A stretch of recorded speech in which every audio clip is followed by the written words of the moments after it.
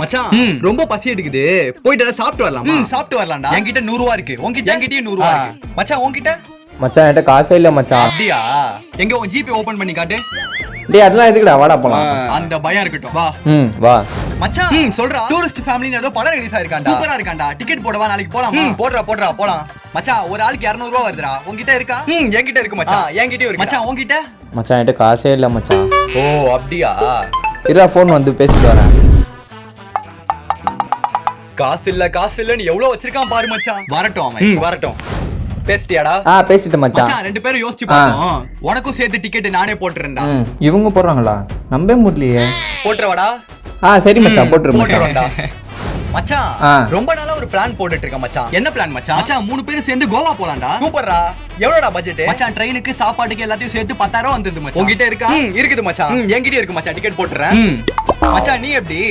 மச்சான் N T குடிக்க காசு இல்லடா. என்கிட்ட 10 ரூபாய் கேக்குற. அப்போ என்கிட்ட இல்ல. சத்தியமா இல்ல மச்சான். ஓ இது என்னதுன்னு தெரியுதா? ATM card. அது தெரியுது. இது யாரோடதுன்னு தெரியுமா? தெரியலையே. உன்னோடது தான்டா. நீ எப்போட ஏடிஎம் கார்டு எடுத்த? நான் எப்பயோ எடுத்துட்டேன். பேங்க்ல போயிட்டு செக்கும் பண்ணிட்டேன். காசு இல்லன்னு 1 லட்சம் ரூபா வச்சிருக்கேன். இப்போ நீ என்ன பண்றனா, எங்க 2 பேரையும் சேர்த்து நீ தான் கூட்டிட்டு போற. நானா? நீயே தான். டேய் அவன்டா அவ்வளவு காசு இல்லடா. அப்படி கூட்டிட்டு போல அந்த 1 லட்சம் ரூபா நாங்க எடுத்துப்போம். ஐயோ என்ன பண்றது? சரி வாங்க. அந்த பயம் இருக்கட்டும், வா.